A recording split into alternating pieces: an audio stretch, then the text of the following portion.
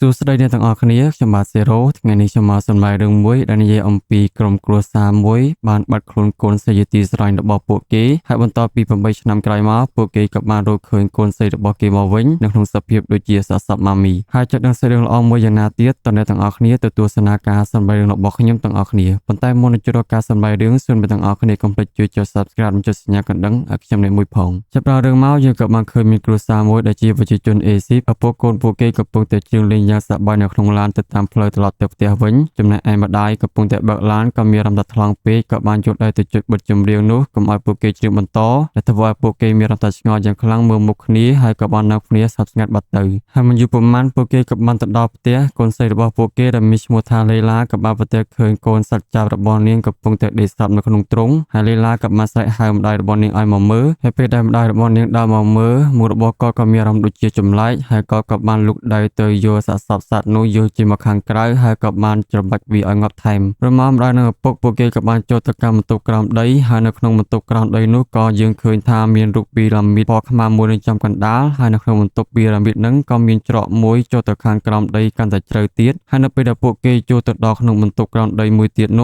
ះហើយយើងក៏បានឃើញថាមានមឈូសបុរាណមួយនៅទីនោះផងដែរហើយបន្ទាប់មកប្តីរបស់នាងក៏បានសួរទៅកាន់ប្រពន្ធរបស់គេថាតើដឹងពេលវេលាបានយ៉ាងដូចម្ដេចបន្ទាប់មកប្រពន្ធរបស់គាត់ក៏បានប្រាប់ប្តីថាមានតែយើងបើកមើលមឈូសនោះសិនហើយពួកគេក៏បានប្រើរ៉ដើម្បីកមឈូសនោះបង្ហើបបន្តិចដើម្បីមើលហើយប្រពន្ធរបស់គាត់ក៏បានអោនក្បាលទៅមើលនៅក្នុងមឈូសដែលមានសាកសពម៉ាមីនោះឃើញថាវាមិនទាន់មានជីវិតអីទេនៅធម្មតាហើយនៅពេលនោះភ្លើងក៏សត្វតែបានរលត់ហើយប្រពន្ធរបស់គាត់ក៏បានអុជចង្គៀងភ្លើងឲ្យឈើឡើងមកវិញក៏សត្វតែបានឃើញសាកសពម៉ាមីរស់មានជីវិតឡើងមកវិញងើបសេះដាក់មុខរបស់នាងធ្វើឲ្យនាងស្រែកភ័យយ៉ាងខ្លាំងប្រហែលដែលកមឈូសម៉ាមីនោះវាក៏បានវត្តទៅចំមុខប្តីរបស់នាងដែលធ្វើឲ្យគាត់ស្លាប់ភ្លាមៗយ៉ាងសាហាវហើយបន្ទាប់មកសេរីយើងក៏បានលេងមកដល់ក្រុមគ្រួសារមួយទៀតដែលពួកគេរស់នៅក្នុងប្រទេសអេស៊ីបឪពុកដែលមានឈ្មោះថា Shelly គឺជាអ្នកសារព័ត៌មានម្នាក់ហើយរីឯម្ដាយដែលមានពូពោះនេះគឺមានឈ្មោះថា Larissa ហើយនឹងមានកូន2នាក់ទៀតកូនស្រីបងមានឈ្មោះថា Katie ហើយនឹងកូនប្រុសប្អូនគឺមានឈ្មោះថា Sebastian ហើយនៅពេលដែល Shelly កំពុងតែបង្រៀនកូនស្រីរបស់គាត់ទូក៏បានផ្សាយអំពីគាត់កំពុងតែផ្សាយព័ត៌មានហើយ Shelly ក៏បានលេងចាក់អារម្មណ៍បង្រៀនកូនស្រីរបស់គាត់ហើយក៏បានងាកទៅមើលទូរទស្សន៍វិញចំណែកឯ Sebastian កំពុងតែធ្វើកាយវិការតាមឪពុករបស់គាត់នៅក្នុងទូរទស្សន៍ដូចជាការលេងសើចហើយរួចមក Katie ក៏បានយកតេឡេទៅចុចបិទទូរទស្សន៍នោះចង់ឲ្យឪពុករបស់នាងមកងាកមកបង្រៀននាងវិញហើយបន្ទាប់មក Shelly ក៏បានទៅនិយាយជាមួយនឹងប្រពន្ធរបស់គាត់ Larissa នៅក្នុងបន្ទប់ហើយក៏បានឮសំឡេងកូនរបស់ពួកគេកំពុងតែឆ្លោះប្រកែកគ្នានៅខាងលើផ្ទះហើយពួកគេក៏បានដើរទៅមើលសួរនាំ Katie ក៏បានប្រាប់ថា Sebastian បានបោះតុក្កតារបស់នាងទៅខាងក្រោមធ្វើឲ្យខូចខ្ទេចខ្ទីអស់រលីងហើយ Sebastian ក៏បានប្រាប់ទៅកាន់ពួកគេវិញថាគេគាត់តែសាកល្បងបោះអាចចាត់យងថ្មីរបស់គេជាមួយនឹងតុក្កតានោះទេហើយបន្ទាប់មក Shelly ក៏បានទៅជួសជុលតុក្កតារបស់ Katie ឲ្យនាងលេងសិនហើយនឹងសន្យាថានឹងទិញតុក្កតាថ្មីមួយទៀតឲ្យ Katie នៅពេលក្រោយពេលមក Sebastian ក៏បានសុំឲ្យឪពុករបស់គេនាំពួកយើងទៅរស់នៅក្នុងទីក្រុងយូយ៉កវិញនៅសប្តាហ៍ក្រោយតែមិនមែនទៅលេងផ្ទះរបស់លោកយាយនៅឯទីក្រុងមេស៊ីកូទៀតទេហើយ Katie ក៏បាននិយាយឌឺទៅកាន់ Sebastian ថាសង្ឃឹមថាគេនឹងរស់នៅម្នាក់ឯងនៅទីនេះចុះ Shelly ក៏បានលើកដូច្នោះក៏ថាឲ្យ Katie កុំឲ្យនិយាយដូច្នោះទៅកាន់ប្អូនរបស់នាងវាមិនសមហើយ Katie ក៏បានខឹងឪពុករបស់នាងក៏បានដើរចេញទៅខាងក្រៅបាត់ទៅនៅពេលនោះពេលដែល Katie កំពុងតែអង្គុយលេងនៅក្នុងសួនក្បែរលបងហើយក៏បានឃើញម្ដាយរបស់លេឡាមកនិយាយជាមួយនឹងនាងរៀងដូចចម្លែកហើយ Katie ក៏បានសួរម្ដាយលេឡាថាលេឡាមិត្តភក្តិរបស់នាងនៅឯណាហើយម្ដាយរបស់លេឡាក៏បានប្រាប់ថាលេឡាគឺនាងឈឺមិនអាចមកលេងជាមួយនឹង Katie បានទេទោះឲ្យគាត់មកលេងជាមួយនឹង Katie វិញចំណែក Charlie ក៏បានខកទៅប្រាប់ដំណឹងល្អទៅកាន់ប្រពន្ធរបស់គាត់ថាកន្លែងការងារថ្មីព្រមទទួលយកគាត់ធ្វើការហើយដែលធ្វើឲ្យពួកគេសប្បាយចិត្តជាខ្លាំងហើយ Katie ក៏បានលេងជាមួយនឹងម្ដាយលេឡាមើលទៅដូចជាសប្បាយចិត្តណាស់ចំណែក Charlie ក៏បានចូលទៅក្នុងបន្ទប់របស់ Katie ក៏បានឃើញសបកនំសូកូឡាជាច្រើននៅក្នុងបន្ទប់របស់នាងហើយ Charlie ក៏បានសួរប្រពន្ធរបស់គាត់កំពុងតែខលទូរស័ព្ទជាមួយនឹងគ្នាថាថតបានទិញនំសូកូឡាឲ្យ Katie អត់ប្រពន្ធរបស់គាត់ក៏បានឆ្លើយថានាងមិនដែលទិញនោះទេហើយម្ដាយរបស់លេឡាក៏បានឲ្យនំសូកូឡាដែល Katie ចូលចិត្តទៅឲ្យនាងហើយរួចមក Katie ក៏ចង់វិលត្រឡប់ទៅកាន់ផ្ទះវិញខ្លាចឪពុករបស់នាងដើររោប៉ុន្តែម្ដាយរបស់លេឡាក៏បានហៅឲ្យ Katie ជប់សិនរួចមកក៏ឲ្យផ្លែប៉ោមួយទៀតទៅឲ្យ Katie ចំណែកឯ Charlie ក៏បានទៅសួរ Sebastian កំពុងតែអង្គុយលើសាឡុងហើយមិនបានដឹងថានំសូកូឡាទាំងអស់នេះមកពីណាទេ Sebastian ក៏បានប្រាប់ទៅកាន់ Charlie វិញថា Katie បាននំសូកូឡាទាំងអស់នេះពីមិត្តភក្តិរបស់នាងដែលលេងជាមួយនឹងគ្នានៅឯសួនក្រៅផ្ទះហើយ Katie ក៏បានយកផ្លែប៉ោមនោះម្ដាយលេឡា ក៏បាននិយាយសុំទោសទៅកាន់នាងបន្ទាប់មកក៏បានសូត្រភាសាបុរាណអ៊ីជីបធ្វើឲ្យកូនសត្វល្អិតមួយចេញពីផ្លែប៉ោមចូលទៅក្នុងមាត់របស់ KT ហើយចំណែកឯ Charlie ក៏បានដើរទៅរក KT នៅសួនខាងក្រៅផ្ទះតែមិនបានឃើញកូនស្រីរបស់គាត់ទេឃើញតែរបស់របរដែល KT បានលេងទុកចោលនៅទីនោះហើយ Charlie ក៏បានឃើញរបងរហែកដូចជាចម្លែកក៏បានផ្លោះចេញទៅតាមរបងហើយទៅរកនៅខាងក្រៅបន្តទៀត Charlie ក៏បានបន្តដើរស្វែងរកកូនរបស់គាត់ហើយនៅពេលនោះ Charlie ក៏បានសម្លឹងឃើញថាម្ដាយរៃឡាកំពុងតែចាប់យក KT រត់ចាក់ចេញទៅហើយ Charlie ក៏បានរត់ដេញតាមពីក្រោយរហូតតែដេញតាមយ៉ាងណាក៏នៅតែតាមមិនទាន់នឹងបាត់សមោម្ដាយរបស់រៃឡាជាងមិនដឹងថាទៅផ្លូវណាទៀតទេហើយព្យុះសាច់ក៏បានបោកមកយ៉ាងខ្លាំងទៀតផងដែរបន្ទាប់មក Larissa និង Charlie ក៏បានទៅកាន់ប៉ូលីសដើម្បីប្តឹងពីការបាត់ខ្លួនរបស់កូនស្រីរបស់ពួកគេរួចមកក៏បានមានប៉ូលីសស្រីម្នាក់ក៏មានឈ្មោះថា Saki ជួយបកប្រែឲ្យលោកប៉ូលីសម្នាក់ដែលខាងស៊ើបអង្កេតម្នាក់នេះ Charlie និង Larissa ក៏បានយករូបថត KT ទៅឲ្យប៉ូលីសមើលហើយបន្ទាប់មកពួកគេក៏បានបញ្យល់ប្រាប់ប៉ូលីសថាពួកគេរស់នៅក្នុងទីក្រុងនេះទើបបានរយៈពេល5ខែនោះទេដោយសារតែ Charlie ធ្វើការនៅទីនេះជាអ្នកសារព័ត៌មានបន្ទាប់មក Larissa ក៏បានយកសម្បកនំសូកូឡាជាច្រើនចេញមកបង្ហាញប៉ូលីសថាអ្នកដែលចាប់កូនស្រីរបស់ពួកគេទៅធ្លាប់បានឲ្យនំសូកូឡាទាំងនេះទៅឲ្យ KT ចំណែកឯលោកប៉ូលីសស៊ើបអង្កេតបែកនេះគិតថា Charlie និង Larissa និយាយកុហកព្រោះអាចដែរពួកគេទាំងពីរដែលជាឪពុកម្ដាយអាចនឹងសម្លាប់កូនខ្លួនឯងហើយព្យាយាមលាក់បាំងពីការពិតហើយគួរតែស៊ើបអង្កេតចេញពីពួកគេជាមុនសិនពេលនោះ Charlie ក៏បានស្ដាប់យល់ពីពាក្យសម្ដីដែលលោកប៉ូលីសម្នាក់នោះនិយាយគាត់យល់ទាំងអស់ដោយសារតែគាត់ចេះនិយាយភាសាអេស៊ីបបានហើយ Charlie ក៏បានខឹងយ៉ាងខ្លាំងទៅកាន់ប៉ូលីសម្នាក់នោះចេះតែចោទគាត់ទាំងដែលមាននរណាម្នាក់បានចាប់យកកូនស្រីរបស់គាត់ទៅពិតមែនលុះ8ឆ្នាំក្រោយមកក្រុមគ្រួសាររបស់ Charlie និង Larissa នៅតែមិនអាចស្វែងរកដំណឹងពីការបាត់ខ្លួនរបស់កូនស្រីរបស់ពួកគេឃើញនោះឡើយហើយថ្ងៃមួយពេលដែល Charlie ចេញពីធ្វើការក៏ត្រឡប់ទៅផ្ទះវិញហើយគ្រួសាររបស់ Charlie មករស់នៅជាមួយនឹងលោកយាយ Carmen ដែលជាម្ដាយរបស់ Larissa នៅឯប្រទេសមេស៊ីកូហើយ Charlie និង Larissa ក៏មានកូនស្រីពៅម្នាក់ដែលនាងមានឈ្មោះថា Maud ហើយពេលដែលម៉ោងបាយលោកយាយ Carmen តែនិយាយអធិដ្ឋានទៅកាន់ព្រះមុនញ៉ាំអាហារហើយនៅពេលនោះ Sebastian ក៏បានហុចទូរស័ព្ទទៅឲ្យ Larissa មើលអំពីព័ត៌មានទាក់ទងនឹងដំណើរកម្សាន្តរបស់សាលាទៅកាន់ប្រទេសអឺរ៉ុប Sebastian គឺចង់ទៅចូលរួមជាមួយនឹងសាលាដែរប៉ុន្តែ Larissa ក៏បានប្រាប់ថាមិនអនុញ្ញាតឲ្យគេទៅនោះឡើយ Sebastian ក៏បានគិតថាបាយរបស់គេគឺមិនចង់ឲ្យគេទៅដោយសារតែខ្លាចគេបាត់ខ្លួនដូចជា KT ដែរ Sebastian ក៏បានប្រាប់ថាគេមិនមែនជា KT ទេហើយ Charlie ឪពុករបស់គេក៏បានថាឲ្យឬមក Sebastian ក៏បានខឹងក៏បានដើរចេញពីតុបាយចូលទៅក្នុងបន្ទប់គេបាត់ទៅចំណែកនៅវាលស្រែខាងកើតប្រទេសអេស៊ីបមានក្មេងប្រុសម្នាក់កំពុងតែជួសជុលកង់របស់គេធ្លាក់ចង្វាក់សុកក៏ប្រទះឃើញមានយន្តហោះមួយបានធ្លាក់នៅក្បែរនោះហើយបន្ទាប់មកគេក៏បានដើរទៅមើលឃើញថាយន្តហោះនោះវាបានឆេះខ្ទេចខ្ទីអស់រលីងហើយគេក៏បានឃើញថាអ្នកបើកយន្តហោះពីរនាក់បានស្លាប់នៅទីនោះផងដែរធ្វើឲ្យគេមានអារម្មណ៍ថាភ័យខ្លាចយ៉ាងខ្លាំងរត់លហិតហកចាក់ចេញពីទីនោះរួចមកក៏បានឃើញអាមជុបុរាណមួយទៀតនៅទីនោះផងដែរអាមជុបុរាណនោះក៏បានបញ្ជូនទៅឲ្យអ្នកជំនាញពីរនាក់ដើម្បីយកមកត្រួតពិនិត្យមើលហើយនៅពេលនោះពួកគេក៏បានបើកគម្របមជុបុរាណនោះចេញមកហើយក៏បានឃើញសាកសពខ្មោចម៉ាមីមួយនៅក្នុងក្តារមជុមួយនោះហើយពួកគេក៏បានយកអាស្បែកដែលមានអក្សរសិលាចារឹកអេស៊ីបនេះដែលរំពាល់ជុំនៃខ្មោចម៉ាមីនឹងចេញមកម្ដងមួយផ្ទាំងរហូតដល់បានឃើញមុខរបស់សាកសពខ្មោចម៉ាមីនឹងដែលជាក្មេងស្រីម្នាក់ដែលនាងគឺជា KT នឹងឯងដែលបានបាត់ខ្លួនអស់រយៈពេល8ឆ្នាំមកហើយបន្ទាប់ពីពួកគេយកអាផ្ទាំងស្បែកដែលមានអក្សរសិលាចារឹករបស់អេស៊ីបនោះចេញមកមួយផ្ទាំងក៏ខ្មោចម៉ាមីដែលជា KT បានមានជីវិតរស់ឡើងមកវិញប្រកាសស្រែកពេញនឹងធ្វើឲ្យពួកគេភ័យខ្លាចយ៉ាងខ្លាំងចំណែកក្រុមគ្រួសាររបស់ Charlie បានជិះឡានធ្វើដំណើរកម្សាន្តជាមួយនឹងគ្នានៅក្នុងឡានពួកគេក៏បាននិយាយសើចជាមួយនឹងគ្នាថាអ្នកណាគឺសមជាសត្វអ្វីជាងគេហើយបន្ទាប់មក Charlie ក៏បានទទួលទូរស័ព្ទដែលមានគេខលមកប្រាប់ដំណឹងមួយថាគេបានរកឃើញ KT កូនស្រីរបស់ Charlie និង Larissa ហើយថានាងគឺនៅមានជីវិតរស់ធម្មតាហើយក៏តែបានស្ដាប់ឮដំណឹងល្អនេះភ្លាមទៅធ្វើឲ្យ Larissa ទប់អារម្មណ៍មិនបានទន់ខ្លួនយំអោបពេលរបស់នាងសម្បត្តិចិត្តយ៉ាងខ្លាំងហើយក៏សឹងតែមិនជឿថាពួកគេស្វែងរកឃើញ KT វិញព្រោះមកពីអ្នកប្តីប្រពន្ធក៏បានជិះឡានទៅទទួលយក KT នៅទីក្រុង Cairo ប្រទេសអេស៊ីបហើយនៅពេលដែលពួកគេទៅដល់ក៏មានលោកគ្រូពេទ្យម្នាក់ក៏បានមកប្រាប់ពួកគេថាឲ្យទទួលយកការពិត KT កូនស្រីរបស់ពួកគេមិនមែនដូចពីមុននោះទេពេលនេះរាងកាយរបស់ KT និងស្មារតីរបស់ KT គឺខុសប្លែកពីមុនដោយសារតែនាងត្រូវឃុំនៅក្នុងមជ្ឈយូរឆ្នាំដែលធ្វើឲ្យនាងមិនដែលត្រូវពន្លឺហើយនឹងមកអត់អាហារយូរឆ្នាំផងដែរឥឡូវនេះស្ថានភាពរបស់ KT ដូចជាមនុស្សរុក្ខជាតិឆ្កឹងថ្មឹងប៉ុន្តែនៅពេលខ្លះនាងក៏មានប្រកាច់ស្រែកលោឡានិងធ្វើចលនារៀងចម្លែកគួរឲ្យខ្លាចបន្ទាប់ពីស្ដាប់ឮលោកគ្រូពេទ្យបានបញ្យល់ប្រាប់ពីអាការៈរបស់ KT ហើយ Charlie និង Larissa ក៏បានដើរចូលទៅក្នុងទៅមើល KT កូនស្រី របស់ពួកគេហើយក៏បានឃើញរាងកាយរបស់ Katie ដូចជាសាកសពមនុស្សស្លាប់នៅឆ្កឹងធ្វើចលនាយឺតមិននិយាយអ្វីទាំងអស់គួរឲ្យខ្លាចធ្វើឲ្យពងម្ដាយរបស់ Katie មើលនាងសឹងតែមិនស្គាល់ហើយក៏បានតក់ស្លុតឃើញសភាពរបស់កូនស្រីរបស់ពួកគេទៅជាបែបនេះផងដែរហើយនៅពេលដែល Larissa អោនក្បាលទៅស្ដាប់ចង្វាក់បេះដូងរបស់ Katie ឮដូចជាដើរញាប់ខុសប្រក្រតីហើយ Larissa ក៏បានយកដៃរបស់នាងទៅកាន់ដៃ Katie ពេលនោះ Katie ក៏បានចាប់ដៃរបស់ Larissa ច្បាច់យ៉ាងខ្លាំងហើយ Katie ក៏បានដកដង្ហើមយ៉ាងលឺធ្វើឲ្យគ្រូពេទ្យក៏មកពិនិត្យនាងហើយពងម្ដាយរបស់ Katie ក៏បានដើរជាមកខាងក្រៅចំណែកឯ Larissa ក៏បានយកមកនឹកទៅកាន់កូនស្រីរបស់នាងយ៉ាងខ្លាំងហើយបន្ទាប់មកប៉ូលីសស្រីដែលមានឈ្មោះថា Saki ក៏បាននាំពួកគេទៅជួបនិយាយជាមួយនឹងគ្នា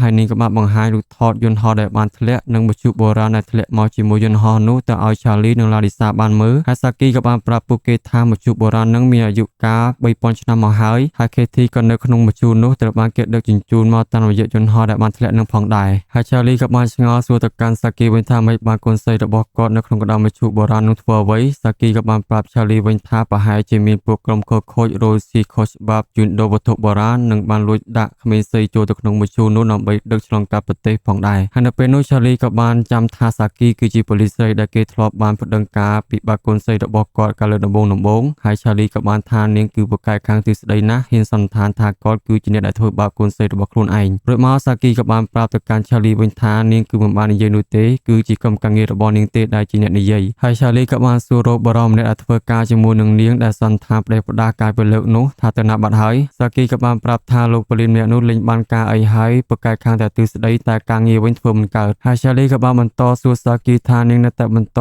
Spyro អ្នកដែលចាប់ខ្លួនកូនស្រីរបស់នាងទៀតមែន Saki ក៏បានឆ្លើយថាពិតណាស់នាងនៅតែបន្ត Spyro រួចមក Larissa និង Charlie ក៏បាននាំ Katie ត្រឡប់មកកាន់ផ្ទះវិញហើយនៅពេលដែលលើក Katie ចូលទៅក្នុងបន្ទប់របស់នាងហើយ Larissa ក៏បានហៅម៉ូតឲ្យមកនិយាយជាមួយនឹងបងស្រី Katie ហើយបន្ទាប់ពីម៉ូតបាននិយាយណែនាំខ្លួនថានាងគឺជាប្អូនស្រីពៅរបស់ Katie ហើយលោកយាយ Carmen ក៏បានសូមអធិដ្ឋានទៅកាន់ព្រះឲ្យជួយតាមថែរក្សា Katie ផងចំណែកឯមើលទៅកាន់ Sebastian វិញដូចជាខ្លាចបងស្រីរបស់គេហើយ Larissa ក៏បានមកនិយាយលួងលោមឲ្យគេត្រូវចេះតែជួយមើលថែរក្សា Katie ផងដោយសារតែ Katie ក៏ជាសមាជិកនៅក្នុងក្រុមគ្រួសាររបស់គេតែមួយដែរបន្ទាប់មកលោកយាយ Carmen ក៏បានអធិដ្ឋានចាប់ Katie ក៏បានស្ទុះទៅបោកក្បាលលោកយាយ Carmen ហើយនាងបានបត់ខ្លួនមកខាងក្រៅយ៉ាងគួរឲ្យខ្លាចហើយ Larissa ក៏បានយកថ្នាំមកចាក់ Katie ឲ្យនាងស្លាប់បាត់ទៅហើយពេលដែលយប់ឡើងមកដល់ Sebastian កំពុងតែដេកដាក់កាសស្ដាប់បទចម្រៀងយ៉ាងលឺហើយម៉ូតក៏បានដើរមកដល់ហាបងប្អូនរបស់នាងពីរដងទ្រាំតែ Sebastian លឺហើយម៉ូតក៏បានប្រាប់ថា Sebastian គឺបានលឺសំឡេងអ្វីនៅខាងក្រៅផ្ទះគួរឲ្យខ្លាចអត់ Sebastian ក៏បានប្រាប់ម៉ូតវិញថាវាគ្រាន់តែជាសំឡេងឆ្កែលូទេហើយម៉ូតក៏បានគិតថាសំឡេងនោះគឺមកពី Katie តែ Sebastian ក៏បានប្រាប់ទៅកាន់ម៉ូតវិញថាក៏មកគិតដូច្នោះចំណែកឯ Charlie កំពុងអង្គុយឆែកមើលរូបភាពដែលមានផ្ទាំងស្បែកអក្សរជារឹករបស់ភាសាអ៊ីជីបបានរុំព័ទ្ធជុំវិញរាងកាយរបស់ Katie ហើយ Larissa វិញកំពុងតែបើកមើលរូបថតចាស់ៗកាលពី Katie នៅក្មេងឲ្យ Katie នាងមើលអាចជួយឲ្យនាងចងចាំវិញតែទោះបីជា Larissa ព្យាយាមធ្វើបែបនេះក៏ដោយ Katie នៅតែមិនចងចាំអ្វីដែរធ្វើខ្លួនឆ្កឹងមិននិយាយអ្វីទាំងអស់បន្ទាប់មកម៉ូតកំពុងតែដេកសុកៗក៏បានឮសំឡេងអ្វីម្យ៉ាងចម្លែកហើយក៏បានដាស់ឲ្យ Sebastian ភ្ញាក់ឡើងម្ដងទៀតហើយក៏សួរ Sebastian តើបានឮសំឡេងចម្លែកអ្វីទៀតទេ Sebastian ក៏បានប្រាប់ថាវាគ្រាន់តែជាសំឡេងឆ្កែលូទេហើយម៉ូតក៏បាននិយាយប្រាប់ថាវាមិនមែនទេហើយបន្ទាប់មកសំឡេងក្រោកៗនោះវាក៏បានបន្លឺខ្លាំងឡើងធ្វើឲ្យពួកគេភ័យខ្លាចជាខ្លាំងហើយក្រោយពីនឹងមក Charlie ក៏បានចូលទៅក្នុងបន្ទប់ Katie ក៏បានឃើញ Larissa កំពុងតែដេកម្នាក់ឯងមិនដឹងថាបាត់ Katie ទៅណានោះទេហើយ Charlie និង Larissa ក៏បានបញ្ញាប់បញ្ញាស្វែងរក Katie ពេញផ្ទះរួចមកពួកគេក៏បានដើរចូលទៅក្នុងបន្ទប់របស់ Maud ហើយនិង Sebastian ហើយពេលនោះដែរ Sebastian ក៏បានប្រាប់ពួកគេថាបានឮសំឡេងអ្វីម្យ៉ាងចេញពីជញ្ជាំងមួយនោះហើយ Larissa ក៏បានបើកទ្វារនៅចន្លោះជញ្ជាំងនោះចូលទៅក្នុងមើលហើយពេលដែលនាងបានជួបពិលឃើញ Katie នៅក្នុងនោះហើយ Larissa ក៏បានបញ្ញាប់បញ្ញាដេញតាម Katie ចំណែក Charlie ក៏បានរត់ចូលទៅច្រកមួយទៀតចូលមករួចមកពួកគេក៏បានឃើញ Katie កំពុងតែចាប់យកខ្យល់រំរៃអង្គុយស៊ីមើលទៅគួរឲ្យខ្លាចហើយ Sebastian នៅពេលដើរមកក៏បានឃើញឪពុកម្ដាយគេកំពុងតែចាប់ Katie ខ្វែយកខ្យល់រំរៃចេញពីមាត់របស់ Katie វិញហើយ Katie ក៏បានក្អួតចេញមកគួរឲ្យខ្ពើមព្រឹកស្អែកបន្ទាប់ Charlie ក៏បានដឹកកូនៗរបស់ពួកគេទៅរៀនជាធម្មតាហើយពួកគេក៏បានឃើញឆ្កែព្រៃជាច្រើនក្បាលនៅមុខផ្ទះរបស់ពួកគេហើយបន្ទាប់មកពួកគេក៏បានទៅដល់សាលាហើយ Charlie ក៏បាននិយាយថាគាត់ដឹងថាកូនៗរបស់គាត់មានអារម្មណ៍ចម្លែកនៅក្នុងខ្លួនដែលត្រូវមករៀនវិញហើយគាត់ក៏ចង់ឲ្យពួកគេធ្វើខ្លួនធម្មតាក៏មានអារម្មណ៍ភ័យខ្លាចតទៅទៀតអីហើយ Sebastian ក៏បានឆ្ងល់សួរទៅកាន់ឪពុករបស់គេថាមានរឿងអ្វីកើតឡើងចំពោះ Katie Charlie ក៏ ក៏បានប្រតិកម្មកូនគាត់ថាគាត់មិនដឹងច្បាស់ទេថាខេធីកើតអីហើយគ្រូពេទ្យនៅអេស៊ីបក៏បាននិយាយថាខេធីស្ថិតនៅក្នុងការមើលថែរយៈពេលពី1សប្តាហ៍ទៅ1ខែអញ្ចឹងទៅបានខេធីជាសះស្បើយមកវិញដែលនៅផ្ទះឡាឌីសានិងលោកយាយខាមែនកំពុងតែរៀបចំខ្លួនឲ្យខេធីសិតសក់ធ្វើទៅស័យឲ្យនាងហើយឡាឌីសាក៏បានឃើញកញ្ចក់ជើងកូនរបស់នាងវិញពេកហើយក៏បានយកកន្ត្រៃមកកាត់កញ្ចក់ជើងឲ្យខេធីហើយលោកយាយខាមែនក៏បានសិតសក់ឲ្យខេធីឃើញថាសក់របស់នាងជ្រុះមកដោយតាមក្រាស់ជាច្រើនរីឯឡាឌីសាក៏បានទៅមើលធ្មេញរបស់ខេធីឃើញថាធ្មេញរបស់នាងរបេះមកដកចេញយ៉ាងស្រួលចំណែកឆាលីបន្ទាប់ពីធ្វើសោចាក់ទ្វារទូចនៅចន្លោះជញ្ជាំងនោះហើយក៏មានអារម្មណ៍ថាធំក្លិនស្អុយវិញម្យ៉ាងគាត់ក៏ទៅបើកអាកំរោបពុំនោះមើលឃើញមានឈាមនិងស្អុយរលួយគួរឲ្យខ្ពើមហើយនៅពេលដែលឡាឌីសាកំពុងតែបន្តកាត់កញ្ចក់ជើងឲ្យខេធីអាកញ្ចក់ជើងនោះវាក៏បានរលាត់ចេញពីជើងរបស់នាងហើយអាយ៉ាស្បែកមួយផ្ទាំងរបស់ខេធីមកគួរឲ្យខ្លាចហើយឆាលីពេលដែលបានចូលទៅក្នុងបន្ទប់ដែលឡាឌីសានិងលោកយាយខាមែនកំពុងតែធ្វើខ្លួនឲ្យខេធីក៏បានដឹងថាខេធីបាត់ខ្លួនម្ដងទៀតហើយគាត់ក៏បានដើរស្វែងរកមើលក៏បានឃើញខេធីចូលទៅខាងក្រោមគាត់ក៏បន្តដេញតាមរហូតឃើញខេធីកំពុងតែអង្គុយចាក់ខ្លួនឯងឡើងបែកឈាមហើយបន្ទាប់មកពួកគេក៏បានយកខេទីទៅក្នុងបន្ទប់វិញរំលឹកបោះជើងឲ្យនាងហើយឆាលីក៏បានប្រាប់ទៅកាន់ប្រពន្ធរបស់គាត់ថាពួកយើងគួរតែស្វែងរកកន្លែងណាមួយមើលថែខេទីទៅប៉ុន្តែឡាឌីសាប្រពន្ធរបស់គាត់ក៏បានឆ្លើយថាគិតថានាងមិនអាចមើលថែកូនស្រីរបស់នាងនៅផ្ទះបានមែនឆាលីក៏បានប្រាប់ទៅវិញថាគាត់មិនបានគិតដូច្នោះទេក៏គាត់តែចង់និយាយថាមើលទៅអាការៈរបស់ខេទីនៅពេលនេះវាកាន់តែធ្ងន់ធ្ងរទៅចាប់ដល់ទៅបាក់ខ្លួនឯងហើយតែឡាឌីសាក៏បាននិយាយថាមិនចង់ឲ្យខេទីទៅណានោះទេនាងចង់នៅមើលថែកូនស្រីរបស់នាងនៅផ្ទះដដែលឡាឌីសាក៏បានដើរចេញទៅឆាលីក៏បានដើរទៅបន្តនិយាយឆ្លោះប្រកែកជាមួយនឹងនាងទៅវិញទៅមកហើយនៅពេលនោះឡាឌីសាក៏បានថាឲ្យឆាលីថាគាត់គឺមិនចង់មើលថែខេទីនៅផ្ទះនេះហើយថែមទាំងគិតខ្វល់ខ្វាយពីអតីតកាលអត់ប្រយោជន៍គ្រប់ពេលវេលាទៀតផងហើយឆាលីក៏បានឆ្លើយថាគាត់គឺមិនដែលខ្វល់ពីអតីតកាលអីនោះទេគាត់គ្រាន់តែចង់ដឹងមានអ្វីកើតឡើងទៅលើខេទីពិតប្រាកដហើយឡាឌីសានៅតែបន្តនិយាយច្រាំដៃប្រាប់ប្តីរបស់នាងថានាងអាចមើលថែកូនស្រីរបស់នាងបានបន្ទាប់មកឆាលីក៏បានបន្តនិយាយទៀតថាគាត់ដឹងថាឡាឌីសាបន្ទោសគាត់ចំពោះរឿងដែលគាត់មិនមើលថែខេទីបានល្អធ្វើឲ្យនាងបានបាត់ខ្លួនកាយពីលើកនោះតែឆាលីក៏បានឆ្ងល់និយាយថារាល់ដងដែលឡាឌីសានៅផ្ទះហើយវ័យបានជាគេជាម្ដាយមិនដឹងថាខេទីលួចមានមិត្តសម្ងាត់ម្នាក់ដែលតែងតែលេងជាមួយនឹងគ្នានៅក្រោយសួនក្បែរលបងឡាឌីសាក៏បានលឺប្តីគាត់និយាយហើយធ្វើឲ្យនាងកាន់តែតូចចិត្តហើយក៏បានដើរចូលទៅក្នុងបន្ទប់ខេទីបិទទ្វារក្តាំងបាត់ទៅឬមកឡាឌីសាក៏បានតែព្យាយាមនិយាយជាមួយនឹងខេទីឲ្យនាងបើកមាត់មកនិយាយមកកាន់គាត់វិញតែនៅពេលនោះដែរខេទីនៅតែមិននិយាយចេញហើយឡាឌីសាក៏បានស្ទែកខាងខ្លាំងដាក់ឲ្យនាងហើយខេទីក៏បានសតទៅមាត់ដាក់មុខរបស់ឡាឌីសាចំណែកឆាលីក៏បានដើរមកលើកដតេរុនរបស់ខេទីក៏បានឃើញមានផ្ទាំងស្បែកដែលមានអក្សរសិលាចារឹកបុរាណរបស់អេស៊ីបនៅលើកង់ដតេរុនរបស់ខេទីហើយក៏បានយកវាទាំងអស់ទៅឆែកមើលមួយផ្ទាំងបន្ទាប់មកឆាលីក៏បានទៅជួបជាមួយនឹងលោកសាស្ត្រាចារ្យម្នាក់ដែលមានឈ្មោះថា Bigler ហើយក៏ជួយមើលស្បែកផ្ទាំងអក្សរសិលាចារឹកបុរាណរបស់អេស៊ីបនេះហើយលោក Bigler ក៏បានមើលផ្ទាំងអក្សរសិលាចារឹករបស់អេស៊ីបនឹងហើយក៏បានប្រាប់ទៅកាន់ឆាលីវិញថាអក្សរបុរាណរបស់អេស៊ីបនឹងមានតាំងពី3000ឆ្នាំមុនហើយលោក Bigler ក៏បានឆ្ងល់សួរទៅកាន់ឆាលីវិញថាហេតុអ្វីបានជាគាត់មានស្បែកអក្សរសិលាចារឹកបុរាណរបស់អេស៊ីបនឹងមកពីណាដែរប៉ុន្តែឆាលីប្រាប់ទៅកាន់គាត់វិញថាឲ្យជួយបកប្រែអក្សរនឹងឲ្យគេផងហើយលោក Bigler ក៏បានសួរថាឆាលីកំពុងតែធ្វើការសើជ្រាវសរសេររឿងខ្លីពីអ្វីមួយមែនតែឆាលីប្រាប់ថាវាគឺជារឿងសម្ងាត់មួយហើយពេលយប់មកដល់ឆាលីក៏បានទៅអង្គុយមើលថែខេទីនៅក្នុងបន្ទប់ហើយនៅពេលនោះដែរឆាលីក៏បានទៅចិត្តខេទីយកមកនឹកកូនស្រីរបស់គាត់តែនៅពេលនោះឆាលីក៏បានកត់សម្គាល់ថាខេទីបានខំធ្វើយ៉ាងខ្លាំងធ្វើជាសញ្ញាអក្សរដែលគេហៅថា Morse code ហើយ Morse code នឹងឆាលីគឺធ្លាប់បានបង្រៀនខេទីកាលពីដើមរឿងហើយ Morse code គឺជាភាសាអាថ៌កំបាំងមួយដែលគេធ្វើការសន្ទនាគ្នាហើយក៏សរសេរជាលក្ខណៈចុចឬក៏ឈ្នួតហើយបន្តមកគុំជាអក្សរ A អក្សរ B ហើយក៏ជាពាក្យ A មួយចឹងទៅហើយទៀតសល់គេប្រើប្រាស់អភិសា Morse code នឹងគឺតាមរយៈសំឡេងឬក៏សញ្ញាដែលមើលឃើញផ្សេងៗហើយឆាលីក៏បានព្យាយាមកុំឲ្យអក្សរ Morse code នោះលេចឡើងជាពាក្យមួយហៅថាលេឡាហើយបន្តមកឆាលីក៏បានខលទៅប្រាប់សាគីថាខេទីបានខំថ្មីប្រជាសញ្ញាមួយលេចជាពាក្យមួយដែលហៅថាលេឡាឆាលីក៏បានឲ្យសាគីជួយស្វែងរកឈ្មោះនោះផងហើយសាគីក៏បានប្រាប់ថាឈ្មោះលេឡានៅក្នុងប្រទេសអេស៊ីបនឹងគឺវាមានច្រើនណាស់មិនដឹងថាមួយណាអពិតប្រាកដនោះទេហើយឆាលីក៏បានប្រាប់សាគីវិញថាគេគឺពិតជាចង់ដឹងរឿងរ៉ាវដែលកើតឡើងចំពោះកូនស្រីរបស់គេណារួចមកសាគីក៏បានប្រាប់ទៅកាន់ឆាលីវិញថាតើធ្លាប់បានស្គាល់ឈ្មោះលេឡាកាលពីមុនទេចាប់តាំងពីថ្ងៃដែលបាត់ខ្លួនគេធីហើយបន្ទាប់ពីនឹងមកឆាលីក៏បានទៅបន្ទប់ក្រោមដីហើយក៏បានបើកហឹបចាស់មួយដើម្បីស្វែងរកសម្បត្តិចាស់ៗដែលគេផ្ញើមកហើយបានរកឃើញឈ្មោះលេឡានៅក្នុងនោះរីឯម៉តពេលដែលដើរត្រឡប់ចេញពីបន្ទប់ទឹកវិញក៏បានឮសំឡេងនរណាម្នាក់ច្រៀងចេញពីបន្ទប់ខេធីហើយនាងក៏បានគិតថាប្រហែលជាម្ដាយរបស់នាងក៏បានខំហៅប៉ុន្តែអត់មានណាតបហើយម៉តក៏បានដើរចូលទៅជិតស្ដាប់នៅមុខទ្វាររបស់ខេធីហើយក៏បានសួរខេធីថាកំពុងតែច្រៀងមែនហើយខេធីនេះក៏បានឆ្លើយថាពិត តហើយនាងគឺកំពុងតែច្រៀងហើយ KT គឺនាងអាចនិយាយបានវិញដែរពេលនោះមកក៏ចង់បំរុងរត់ទៅប្រាប់ម្ដាយរបស់នាង KT ក៏បានហាមឃាត់ហើយក៏បានប្រាប់ម៉ូតថានាងចង់និយាយជាមួយនឹងម៉ូតហើយបានប្រាប់ម៉ូតថានាងគឺពិតជាចូលចិត្តម៉ូតខ្លាំងណាស់នៅក្នុងគ្រួសារប៉ុន្តែម៉ូតក៏បានឆ្លើយប្រាប់ KT វិញថានាងគឺមិនដែលស្គាល់ម៉ូតមកពីមុននោះទេហើយ KT ក៏បានឆ្លើយថាដូច្នេះហើយទើបនាងគឺចង់ដឹងរឿងរ៉ាវបន្ថែមទាក់ទងជាមួយនឹងម៉ូតឬមក KT នាងក៏បានអោនយោអណ្ដាតរបស់នាងទៅលើជើងរបស់ម៉ូតធ្វើឲ្យនាងភ័យយ៉ាងខ្លាំង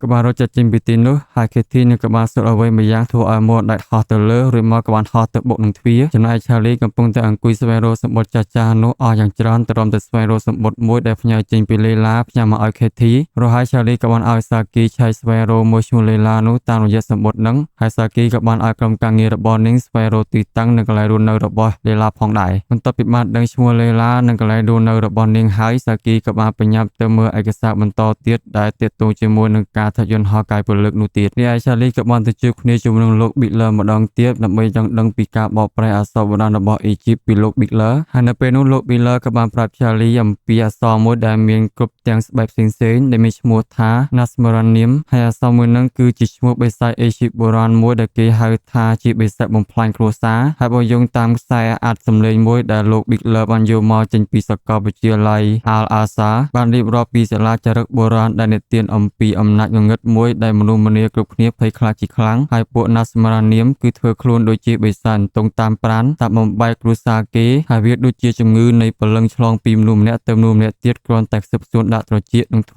ឲ្យពួកមនុស្សធ្វើរឿងសាហាវខូខើនៅក្នុងគ្រួសារហើយនឹងសមាគមគឺត្រូវបានរលាយនៅពេលដែលបិសាចសាហាវនឹងវាបានឆ្លងមកដល់ក្នុងចំណោមពួកគេប៉ុន្តែបន្ទាប់ពីឆ្នាំ2000មុនគ្រិស្តសករាជអត្តពលបិសាចនោះក៏បានសាត់រលាយទៅហើយក៏គ្មានការសរសេរចងក្រងណានិងគ្មានសាច់រឿងណានិយាយតទៀតនោះដែរតែក៏មានពាក្យចាំរាមួយដែលគេបាននិយាយថាពួកបិសាច Nasmaranium នឹងត្រូវបានគេចាប់បង្ខាំងទុកតាមរយៈពិធីសាសនាបុរាណមួយបាត់ទៅហើយឬក៏មិនដូច្នោះទេប្រហែលជាវាបានរលាយបាត់សូន្យដោយខ្លួនឯងឬមកលោក Bigler ក៏បានប្រាប់ Charlie ថាផ្ទាំងអក្សរស្បែកបុរាណនឹងគឺវាផ្ទុកនៅមន្តអាគមការពារនិងពាក្យពេចន៍សម្រាប់បណ្ដេញបិសាចអេជីបបុរាណនោះដែលបានបាត់ខ្លួនជាយូរលង់ណាស់មកហើយរីឯមកបន្ទាប់ពីត្រូវបាន KT សូមមន្តអាគមដាក់ការពីយប់នោះមកគឺនាងធ្វើខ្លួនដូចជាចម្លែកថែមទាំងទៅជាអ្នកគ្រូនៅពេលដែលអ្នកគ្រូបានមកនិយាយជាមួយនឹងនាងហើយចំណែកសាគីក៏បានជិះឡានមករកទីតាំងដែលលេឡាបានរស់នៅក្នុងទីក្រុង Cairo ហើយនៅពេលនាងបានចូលទៅដល់ផ្ទះរបស់លេឡាមិនមានថានរណាម្នាក់នៅក្នុងផ្ទះនោះទេហើយសាគីក៏បានដើរចូលទៅក្នុងមើលបន្ទាប់មកក៏បានឃើញបន្ទប់ក្រោមដីមួយដែលមានរូបដូចជាពីរ៉ាមីតពណ៌ខ្មៅ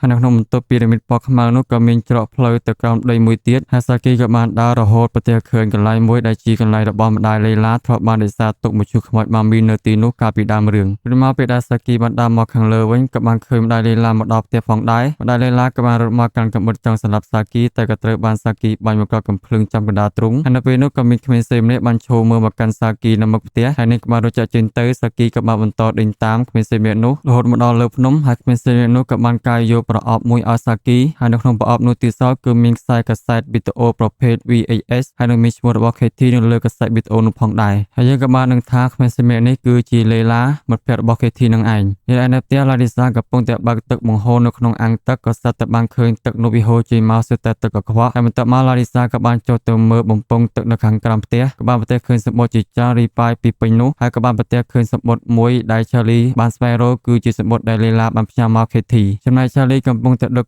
កូនរបស់គេត្រឡប់ទៅផ្ទះវិញហើយមើលទៅកាន់ម៉ូតដូចជាចម្លែកមិនទេហើយ Charlie ក៏បានប្រាប់ Sebastian កុំឲ្យប្រាប់ម្ដាយគេពីរឿងដែលម៉ូតបានជាអ្នកគ្រូនៅឯសាលារៀនរីឯលោកយាយ Carmen កំពុងតែសូត្រអធិដ្ឋានឲ្យព្រះជួយទៅកាន់ KT តែពេលនោះក៏ត្រូវបាន KT ស្ទុះមកខំដៃរបស់គាត់ហើយក៏បានហក់ទៅកន្ទ្រោតពីលើលោកយាយហើយ KT ក៏បានប្រាប់ទៅកាន់លោកយាយថានាងគឺអាចធ្វើឲ្យបេះដូងលោកយាយឈប់ដើរបានហើយពេលនោះលោកយាយ Carmen ក៏បានធាក់ KT ទៅឆ្ងាយហើយក៏បំរុងទៅបើកទ្វារដើម្បីចេញលើក្រៅប៉ុន្តែអាទ្វារនោះវាក៏បានជាប់ផ្លាំងណែនរួចមក KT ក៏បានទាលោកយាយមួយកំភ្លៀងដួលទៅនឹងដីហើយនេះក៏បានធ្វើឲ្យខ្សែកព្រះរបស់លោកយាយទៅរឹកករបស់គាត់អណ្ដែតខ្លួនទៅលើហើយក៏បានទម្លាក់លោកយាយ Carmen ពីលើផ្ទះចុះមកក្រោមនៅលើឡានរបស់ Charlie ទើបតែដឹកកូនមកពីសាលារៀនវិញហើយនៅពេលនោះក៏មានពួកឆ្កែព្រៃជាច្រើនចេញមកក៏បានហែកស៊ីលោកយាយ Carmen យ៉ាងសាហាវហើយមាត់ក៏តែសើចសប្បាយនៅក្នុងឡានចំណែកឯឡាឌីសាវិញមើលមកពីលើផ្ទះឃើញឆ្កែព្រៃហែកស៊ីសាកសពរបស់លោកយាយធ្វើឲ្យនាងស្រែកយំយ៉ាងខ្លាំងចំណែកសាគីក៏បានចាក់អាកាស័យវីដេអូនោះមើលហើយបន្ទាប់មកសាគីក៏បានទៅជួបជាមួយនឹងលេឡានៅក្នុងបន្ទប់នាងក៏បង្ខំសួរលេឡ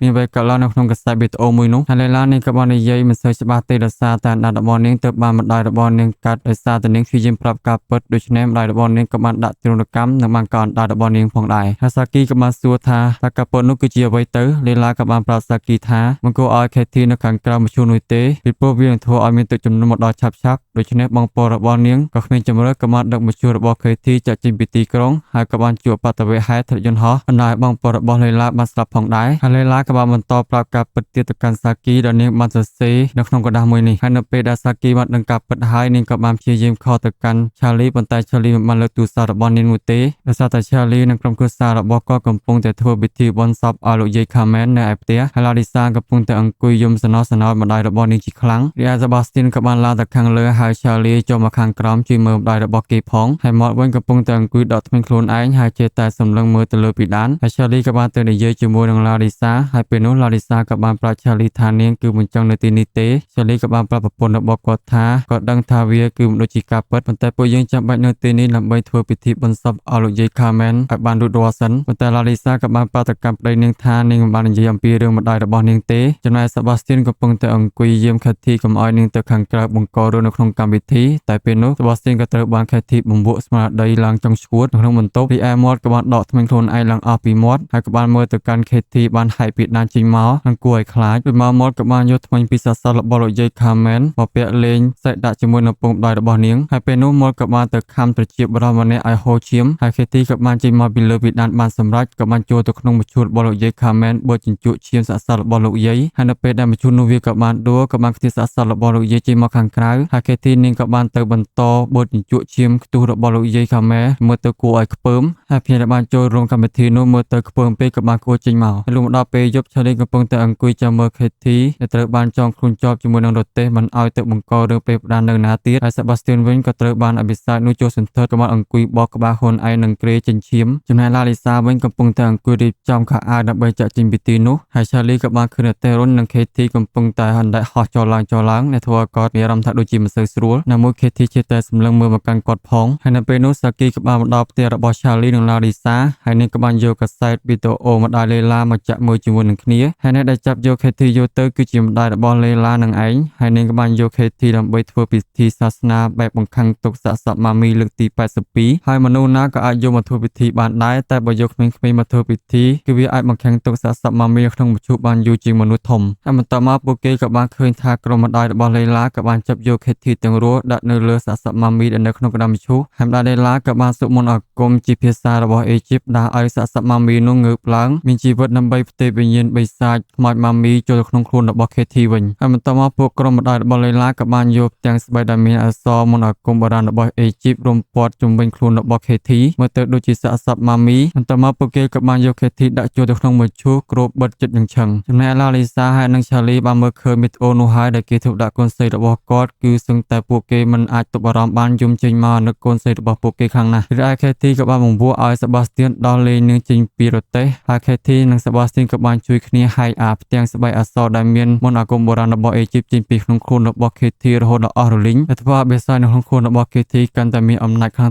ងទៅហើយរីឯឡារីសានិងសាគីក៏បានព្យាយាមបើកទ្វារទៅរកខេទីក្នុងបន្ទប់តែទ្វារនោះវាជាប់សោបើកមិនបានសោះហើយអាព្យុះសាច់នោះក៏បានបោកយ៉ាងខ្លាំងមកកាន់ផ្ទះរបស់ពួកគេចំណែកឆាលីក៏បានអង្គុយសុកក៏បានឃើញថាលោកយាយខាមែនរស់ឡើងមកវិញដូចជាបិសាចហើយលោកយាយខាមែនក៏បានសួរទៅកាន់ឆាលីចង់ភ្លោះលោកយាយទេបើចង់ភ្លោះឲ្យមករកគាត់មកហើយបន្ទាប់មកពួកគេក៏បានឃើញថាខេទីកាន់តែមានឥទ្ធិពលយ៉ាងខ្លាំងទៅហើយនៅពេលនោះខេទីនាងក៏បានហោះទៅខាងមុខរបស់ឆាលីដាច់មួយដុំហើយសាគីនិងឡាលីសាក៏បានឡើងគ្នាជួយចាប់ខេទីចេញកុំឲ្យទៅខំឆាលីហើយសាគីក៏ត្រូវបានខេទីនាងបោកចំប្រកាន់ដៃចន្ទាធ្លាក់មកខាងក្រោមស្លាប់បាត់ទៅហើយនៅពេលនោះខេទីនាងក៏បានយកក្បាលនាងទៅបោកទៅលើឆាលីទាំងបែកឈាមខ្ចាយហើយរីឯឡាលីសាក៏ត្រូវបានសេបាស្ទីនដែលត្រូវបិសាចចូលសន្ធឹកម្នាក់ទៀតហើយគេក៏បានយកដំបងដែកនោះទៅវាយចំឡាលីសាមួយដំបងហើយបន្ទាប់មកឡាលីសាក៏បានព្យាយាមរត់គេចចេញពីសេបាស្ទីនចំណែកសាគីនៅពេលដែលដឹងខ្លួនឡើងមកវិញក៏ត្រូវបានលោកយាយខាមែនដែលក្លាយជាបិសាចបានច្បាច់កនាងរួចហើយក៏បានខ្ជិះខ្ចាត់រំលែកពីមាត់គាត់ដាក់ចូលក្នុងមាត់សាគីហើយខ្ចាត់រំលែកនោះវាក៏បានចូលទៅចាក់ទម្លុះបំពង់ករបស់សាគីតមកនាងក៏បានខ្វេះខ្ចាត់រំលែកនោះចេញមកវិញមើលទៅយ៉ាងគួរឲ្យខ្លាចដែលសេបាស្ទីនកំពុងតែដើរស្វែងរកម្ដាយរបស់គេក៏ត្រូវបានឡាលីសាជិះមកពីខាងក្រៅខ្នងយកថ្នាំចាក់ឲ្យគេសម្លាប់បាត់ទៅហើយខេទីក៏បានបន្តដេញតាមឆាលីហើយឆាលីនៅពេលនោះក៏បានដើរទៅជួបជាមួយនឹងសាគីដែលឡើងមកខាងលើវិញហើយក៏បាននាំសាគីចូលទៅលាក់ខ្លួននៅក្នុងបន្ទប់មួយហើយបន្ទាប់មកឆាលីក៏បានប្រាប់ឲ្យសាគីបើកទ្វារដើម្បីបញ្ឆោតខេទីឲ្យចូលមកខាងក្នុងហើយខេទីនាងក៏បានហក់ទៅកន្ទ្រោបទៅលើឆាលីបន្ទាប់មកសាគីនាងក៏អាចចេះសូត្រមន្តអាគមដើម្បីបណ្ ដេញបិសាចនៅក្នុងខ្លួនរបស់ KT ទាំងលំបាកដោយសារតែបំពង់ករបស់នាងត្រូវបានខ្ចាត់អំលើនោះទម្លុះមុននោះរបស់ KT នាងក៏បានបញ្ជូនវិញ្ញាណបិសាចនៅក្នុងខ្លួនរបស់នាងចូលទៅក្នុងខ្លួនរបស់ Charlie វិញម្ដងហើយ KT នាងក៏បានប្រែមកជាធម្មតាវិញហើយក៏បានស្គាល់ម្ដាយរបស់នាង Larissa ផងដែរប៉ុន្តែមើលទៅកាន់ Charlie បានសន្លប់ពេលដឹងខ្លួនអីហើយបន្ទាប់ពីត្រូវបាន KT ផ្ទេរវិញ្ញាណបិសាចចូលទៅក្នុងខ្លួនរបស់គាត់ហើយពួកគេក៏បានយក Charlie ដាក់ចូលទៅក្នុងមឈូសការពារកុំឲ្យចេញមកខាងក្រៅបង្ករឿងចំណែកឯ KT ក៏បានចូលទៅគោះមឈូសឪពុករបស់នាងចង់សន្ទនាជាភាសា Morse Code ហើយ KT បន្ទាប់ពីគោះហើយ Charlie ក៏បានគោះមកវិញហើយបានប្រាប់ពួកគេថាគាត់គឺស្រឡាញ់ក្រុមគ្រួសាររបស់គាត់តែឯ Sebastian និង Mort វិញគឺប្រែមកជាធម្មតាហើយក៏បានអង្គុយលេងជាមួយនឹង KT យ៉ាងសប្បាយដោយមក Larissa ក៏បានខកទៅ Saki សូមឲ្យនាងជួយធ្វើរឿងមួយសម្រាប់ Charlie ហើយថ្ងៃបន្ទាប់ Larissa ក៏បានបន្លំខ្លួនចូលទៅជួបជាមួយនឹងម្ដាយ Layla ដែលបន្ទាប់បានស្លាប់កំពុងតែជាប់ឃុំក្នុងគុកហើយនេះក៏បានជួបទៅចាក់ថ្នាំវេវយ៉ាងទៅកាន់ម្ដាយ Layla ហើយបន្ទាប់មក Saki ក៏បានរុញ Charlie ទៅជួបជាមួយនឹងម្ដាយ Layla នៅក្នុងសភាព Charlie នៅពេលនេះត្រូវបានវិញ្ញាណបិសាចចូលសន្ធិដ្ឋហើយ Larissa និង Saki ក៏បានធ្វើពិធីសាសនានៅក្នុងគុកនោះដើម្បីផ្ទេរវិញ្ញាណបិសាចពី Charlie ទៅកាន់ម្ដាយរបស់ Layla វិញហើយសាច់រឿងយើងក៏ចប់ត្រឹមតែប៉ុណ្ណេះអរគុណអ្នកទាំងអស់គ្នាសម្រាប់ការជួយទស្សនាហើយសង្ឃឹមថាអ្នកទាំងអស់គ្នានឹងជោគជ័យជាមួយនឹងរឿងនេះផងដែរហើយជួបខ្ញុំ Zero ជាមួយនឹងការសន្មៃរឿងក្រោយៗទៀតសូមអរគុណ